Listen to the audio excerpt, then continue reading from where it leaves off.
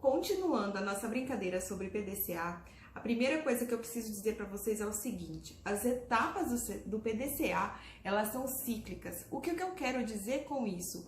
Pensa num círculo, né? Num ciclo. São 4 etapas e uma etapa se interliga à outra, onde você, quando chega na última, não é o final. Você pode ou padronizar aquele processo ou reavaliar, fazer um novo planejamento, uma nova execução, uma nova verificação e o ciclo continua, tá? Depois eu vou pedir para as meninas disponibilizarem para vocês esse material, que é o ciclo do PDCA, e tem um formulário, que é um formulário que eu uso nas minhas consultorias, com construtoras, com as empresas que eu presto consultoria na área de construção civil, onde a gente utiliza o PDCA para tratar as não conformidades, os problemas, enfim, para resolver conflitos dentro da empresa, dentro de cada processo. Bom, gente, agora vamos falar sobre cada processo desse, sobre cada etapa dentro do PDCA. A primeira delas é o planejamento. O que seria o planejamento? O planejamento é onde eu realmente planejo tudo, onde eu identifico quais as etapas, quais os passos, quais os recursos, tudo que for necessário para que a minha ideia ela saia do papel, para que ela se torne real. Para que isso aconteça, eu ainda posso, dentro dessa fase, que é a fase de planejamento, utilizar outras ferramentas que me ajudam a identificar todos esses processos necessários. Uma delas é o 5W2H. Débora, o que é esse 5W2H? Se você só vem com letras, com siglas... Gente, parece difícil, mas quando você começa a colocar em prática, colocar em ação, fica tudo muito fácil de entender. Mas vamos lá, o que é esse 5W2H? Que é um adendo aí dessa primeira etapa do PDCA. Ele foi criado, é uma ferramenta muito simples de usar, que foi criada na indústria automobilística, para que eles pudessem identificar as falhas, os problemas e tudo que poderia interferir no seu produto final.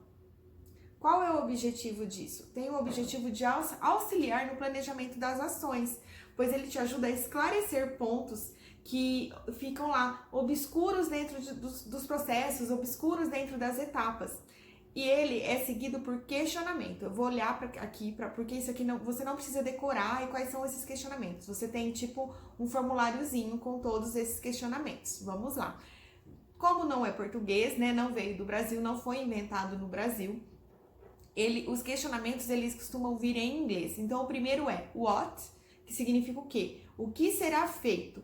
Aqui você vai determinar a intenção do que você vai realizar, né? Então, aqui você vai definir, descrever o que será feito. Então, é o primeiro questionamento que você vai fazer, o que será feito?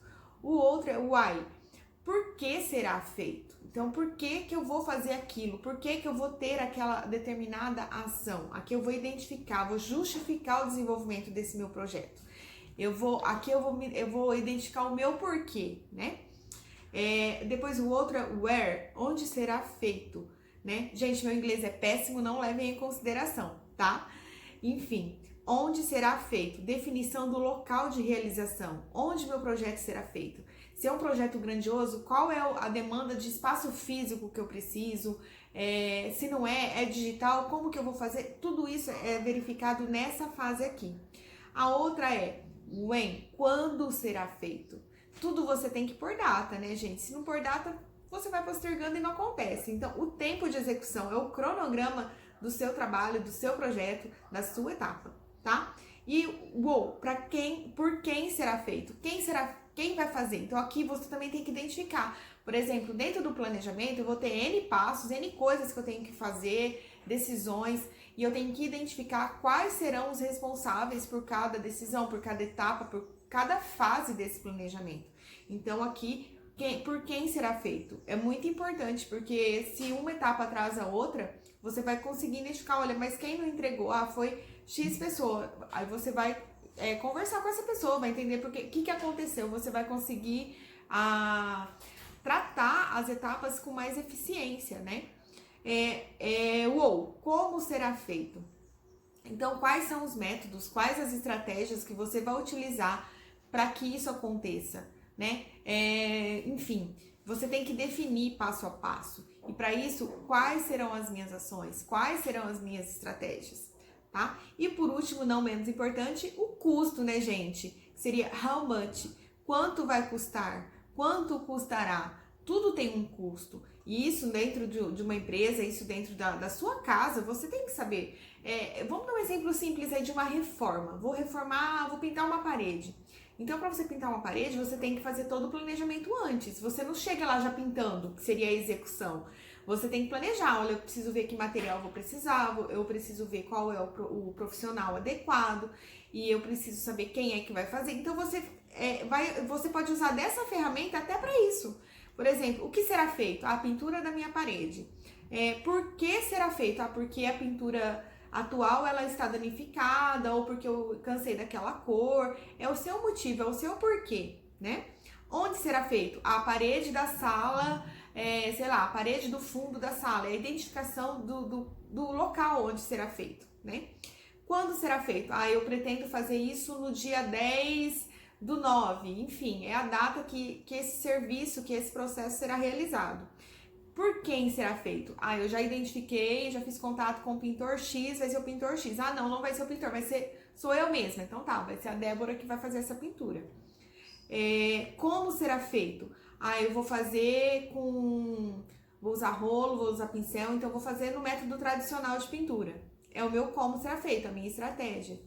E quanto custará? Aí eu tenho que levantar todo o custo. Qual material que eu vou precisar no caso dessa parede? Vou precisar de rolo de pintura, vou precisar de pincel, vou precisar de tinta, vou precisar de lixa. Então aqui eu vou levantar todo esse custo. Se eu tiver o custo com a mão de obra, é aqui que eu vou levantar também. Então eu já tenho aí no meu planejamento pronto, o que eu vou fazer, quanto custa e tudo mais. Então essa é a fase do planejamento e por isso é importante responder esses questionamentos, porque tudo isso interfere na hora que eu for executar, que é agora a fase que a gente vai falar agora, tá? A etapa que nós vamos falar, que é que é o D do PDCA, né? A execução. A execução ela é a etapa mais importante. Por que ela é a etapa mais importante? Porque ela é aquela verdadeira mão na massa, né? É a ação. Eu planejei tudo minuciosamente. Então agora eu tenho que pegar aquele meu plano e colocar ele em prática. E a gente sabe que nem tudo que a gente planeja, quando a gente vai colocar em prática, dá certo. E aí vem depois a outra etapa que eu vou dizer daqui a pouquinho para vocês. Então essa etapa é a etapa de colocar a mão na massa. É importante ressaltar que para essa etapa, para a etapa de execução acontecer, é fundamental que o planejamento ele tenha sido feito de forma minuciosa, de forma detalhada e de forma clara, tá? Feita a execução, eu tenho que fazer o quê? A minha verificação, verificar a minha ação, verificar se aquilo deu certo, verificar os resultados, né? Então essa é a parte em que eu vou avaliar o que eu executei. E essa avaliação, ela tem que ser mensurável. Como que eu posso medir isso? Através de indicadores. Eu posso criar indicadores que me mostrem, que me clarifiquem se eu consegui atingir o resultado esperado ou não. Identificar quais foram esses resultados, sejam eles positivos ou negativos. É uma verificação de tudo que eu fiz, tá? E dessa etapa é que vai surgir a próxima, tá? Deu certo, aquilo que eu coloquei em prática, aquilo que eu executei, verifiquei, realmente atingiu o objetivo esperado. O que eu posso fazer aqui então? Vou padronizar esse processo. É como uma receita de bolo. Eu vou padronizar, ele deu certo. O que deu certo eu padronizo e deixo ali, é aquilo que eu vou seguir. O que não deu certo, aí eu tenho que aqui, ó, atuar, agir. É a etapa que requer mais atenção. Por quê? Porque ela está relacionada àquilo que deu certo e o que não deu. O que deu certo, como eu acabei de dizer, eu vou padronizar e fazer daquilo um processo padronizado da minha empresa ou da minha casa, enfim, daquele produto em si.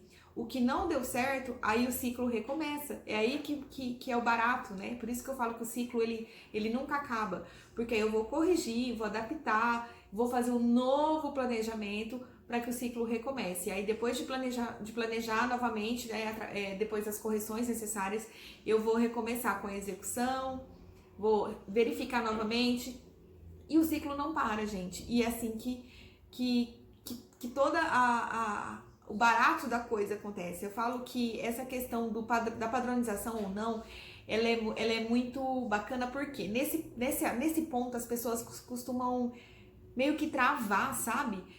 chega nesse ponto, muitas empresas não sabem o que fazer com aquilo. Padronizo, não padronizo, reavalio, não... Gente, é só ter os seus objetivos definidos e mensuráveis. Quando você tem objetivos definidos e mensuráveis, fica muito fácil trabalhar com o PDCA. Porque quando você chega nessa fase de verificação e de agir, né, em cima daquela verificação que você fez, você tem aquilo tão claro que você identifica se deu certo ou se não deu e quais os próximos passos para você tomar.